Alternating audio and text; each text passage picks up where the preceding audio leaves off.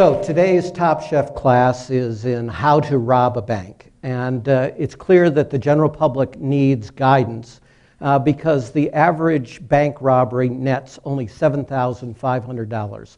Rank amateurs who know nothing about how to cook the books. The folks who know, of course, run our largest banks. And in the last go-round, they cost us over $11 trillion. That's what 11 trillion looks like. That's how many zeros. And cost us over 10 million jobs as well. So our task is to educate ourselves so that we can understand why we have these recurrent, intensifying financial crises and how we can prevent them in the future. And the answer to that is that we have to stop epidemics of control fraud. Control fraud is what happens when the people who control, typically a CEO, a seemingly legitimate entity, use it as a weapon to defraud. And these are the weapons of mass destruction in the financial world. They also follow in finance a particular strategy because the weapon of choice in finance is accounting. And there is a recipe for accounting. Control fraud and how it occurs. And we discovered this recipe in quite an odd way that I'll come back to in a moment. First ingredient in the recipe, grow like crazy. Second, by making or buying really crappy loans, but loans that are made at a very high interest rate or yield. 3, while employing extreme leverage, that just means a lot of debt compared to your equity. And 4, while providing only trivial loss reserves against the inevitable losses. If you follow those 4 simple steps, and any bank can follow them, then you are mathematically guaranteed to have 3 things occur. The first thing is you will report record bank profits, not just high, record. 2, the CEO will immediately be made incredibly wealthy by modern executive compensation. And 3, farther down the road, the bank will suffer catastrophic losses and will fail unless it is bailed out. And that's a hint as to how we discovered this recipe, because we discovered it through an autopsy process. During the savings and loan debacle in 1984, we looked at every single failure, and we looked for common characteristics, and we discovered this recipe was common to each of these frauds.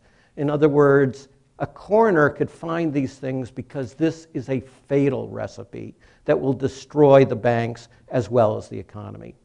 And it also turns out to be precisely what could have stopped this crisis. The one that cost us $11 trillion just in the household sector, that cost us 10 million jobs, was the easiest financial crisis by far to have avoided completely if we had simply learned the lessons of epidemics of control fraud, particularly using this recipe. So let's go to this crisis and the 2 huge epidemics of loan origination fraud that drove the crisis. Appraisal fraud and liar's loans. And what we're going to see in looking at both of these is we got warnings that were incredibly early about these frauds. We got warnings that we could have taken advantage of easily because back in the savings and loan debacle, we had figured out how to respond and prevent these crises. And 3, the warnings were unambiguous. They were obvious that what was going on was an epidemic of accounting control fraud building up. Let's take appraisal fraud first. This is simply where you inflate the value of the home that is being pledged as security for the loan. In 2000, the year 2000, that is over a year before Enron fails, by the way, the honest appraisers got together a formal petition begging the federal government to act and the industry to act to stop this epidemic of appraisal fraud. And the appraisers explained how it was occurring, that banks were demanding that appraisers inflate the appraisal, and that if the appraisers refused to do so, the banks would blacklist honest appraisers and refused to use them. Now, we've seen this before in the savings and loan debacle, and we know that this kind of fraud can only originate from the lenders, and that no honest lender would ever inflate the appraisal because it's the great protection against loss. So this was an incredibly early warning, 2000.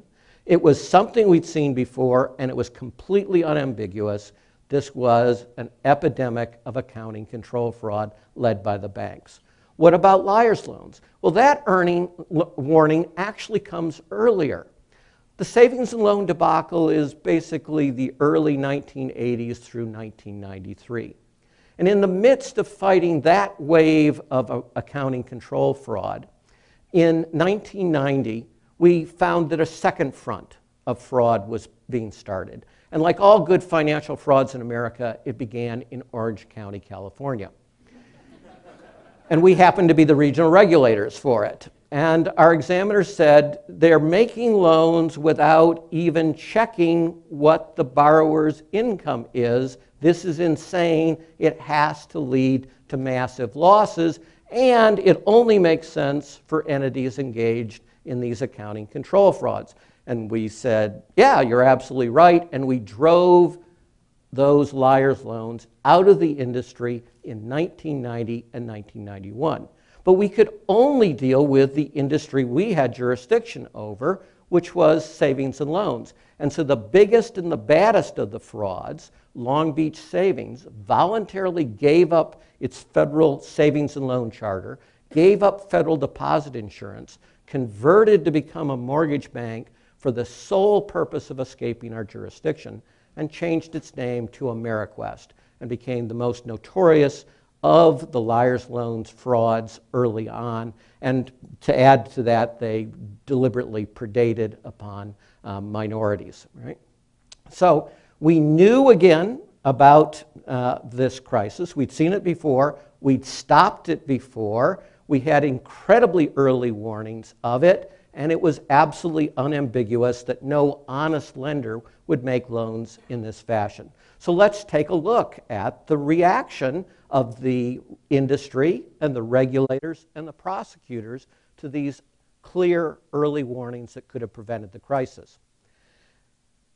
Start with the industry. The industry responded between 2003 and 2006 by increasing liar's loans by over 500%. These were the loans that hyperinflated the bubble and produced the economic crisis. By 2006, half of all the loans called subprime were also liar's loans. They're not mutually exclusive. It's just that together they're the most toxic combination you can possibly imagine. By 2006, 40% of all the loans made that year, all the home loans made that year, were liar's loans. 40%. And this is despite a warning from the industry's own anti-fraud experts that said that these loans were an open invitation to fraudsters and that they had a fraud incidence of 90%. 90. In response to that, the industry first started calling these loans liar's loans, which lacks a certain subtlety. And second, massively increased them. And no government regulator ever required or encouraged any lender to make a liar's loan or anyone to purchase a liar's loan, and that explicitly includes Fannie and Freddie. This came from the lenders because of the fraud recipe. Right? What happened to appraisal fraud? It expanded remarkably as well.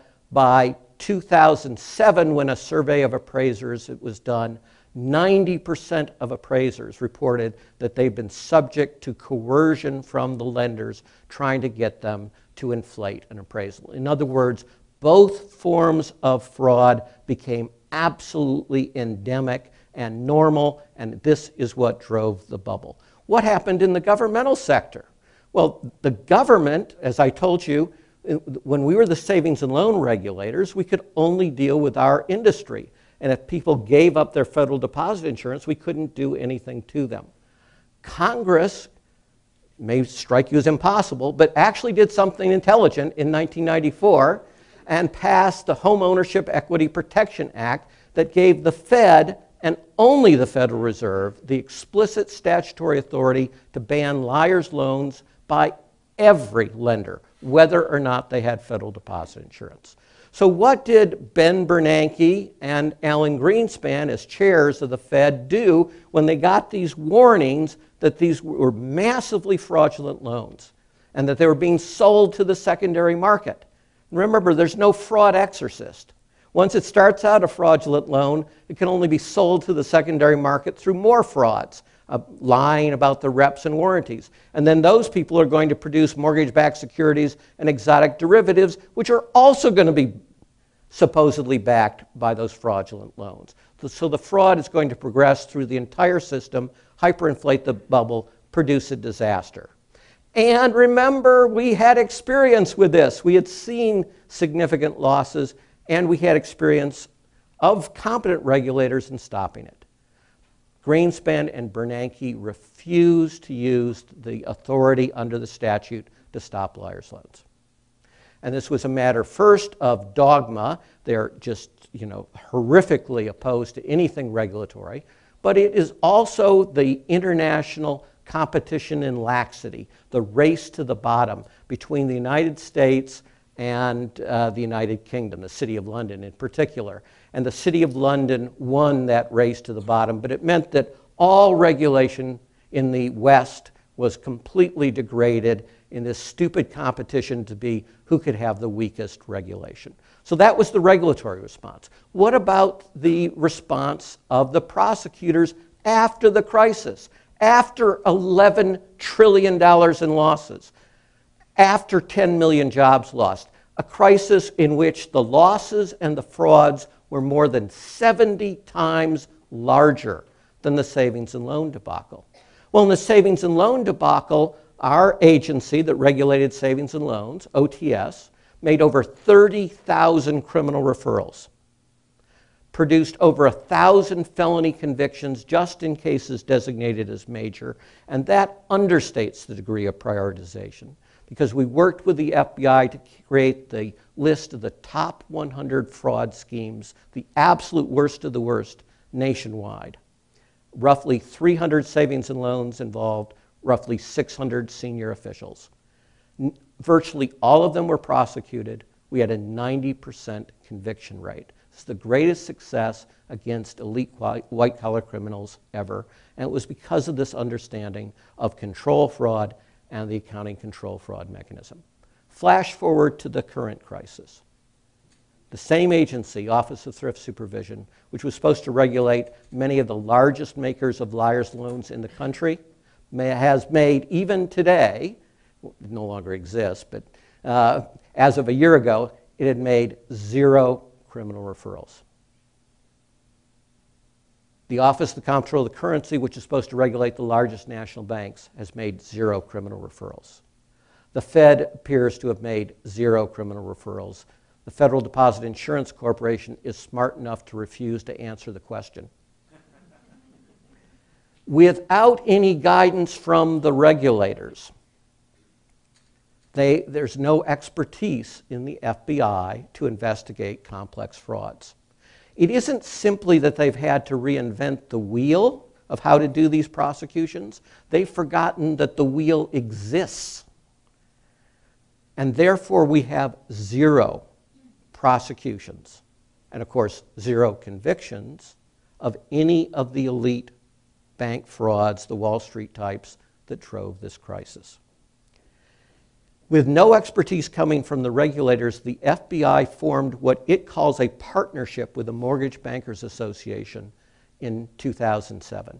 The Mortgage Bankers Association is the trade association of the perps. And the Mortgage Bankers Association set out, it had the audacity and the success to con the FBI. It had created a supposed definition of mortgage fraud in which, guess what, its members are always the victim and never the perpetrators. And the FBI has bought this hook, line, sinker, rod, reel, and the boat they rode out in. And so the FBI, under the leadership of an attorney general who's African American and a president of the United States who is African American, have adopted the Tea Party definition of the crisis, in which it is the first virgin crisis in history conceived without sin in the executive ranks. And it's those oh so clever hairdressers who were able to defraud the poor, pitiful banks who lack any financial sophistication. It is the silliest story you can conceive of. And so they go and they prosecute the hairdressers, and they leave the banksters alone entirely. So while lions are roaming the campsite, the FBI is chasing mice. What do we need to do? What can we do in all of this? We need to change the perverse incentive structures that produce these recurrent epidemics of accounting control fraud that are driving our crises. So we have to first get rid of the systemically dangerous institutions. These are the so-called too big to fail institutions. We need to shrink them to the point within the next 5 years that they no longer pose a systemic risk. Right now, they are ticking time bombs that will cause a global crisis as soon as the next one fails, not if, when. Second thing we need to do is completely reform modern executive and professional compensation, which is what they use to suborn the appraisers. Remember, they were pressuring the appraisers through the compensation system, trying to produce what we call a Gresham's dynamic, in which bad ethics drives good ethics out of the marketplace. And they largely succeeded, which is how the fraud became endemic. And the third thing that we need to do is deal with what we call the 3 Ds: deregulation, desupervision, and the de facto decriminalization. Because we can make all 3 of these changes, and if we do so, we can dramatically reduce how often we have a crisis and how severe those crises are. That is not simply critical to our economy. You can see what these crises do to inequality and what they do to our democracy. They have produced crony capitalism, American style, in which the largest financial institutions are the leading financial donors of both parties.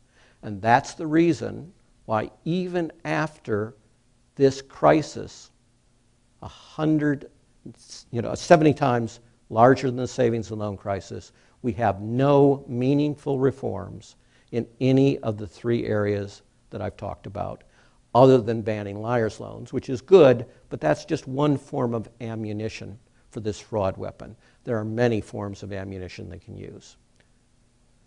That's why we need to learn what the bankers have learned, the recipe for the best way to rob a bank, so that we can stop that recipe, because our legislators, who are dependent on political contributions, will not do it on their own. Thank you very much.